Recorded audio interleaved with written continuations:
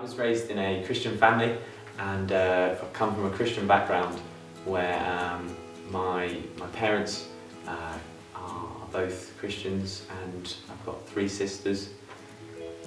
When I was growing up, I was raised in the church, but very quickly as I turned into a teenager and had lots of friends that weren't in church and lots of friends that were kind of out.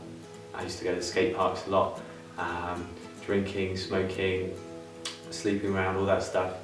I believe in God, but I don't see anyone living it out, because I at the time thought you had to do all these things to make yourself a Christian. And I'd read a bit of the Bible and nobody was doing what we're told to do, almost, it seemed to me at the time in the Bible, that nobody was good, was going to make it. And so I just said I didn't think anyone was living it out, so it was okay for me just to do the same. So when I came to university, I was in my first year and a fresher. I was used to love going out. I used to be the guy that was kind of like pretending I knew the way around to clubs and stuff in town.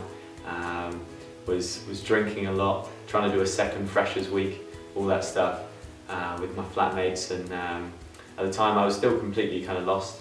I kind of given up smoking at that time, but was still drinking a lot and having a lot of fun and not really into this whole God thing, but attending church once in a while and kind of just seeing what's happening. And I met Christians that were living it out and kind of almost seemed to have this kind of relationship with God, which I hadn't seen before in the same way. And they were kind of quite open about the ways they'd live out their day-to-day with Jesus.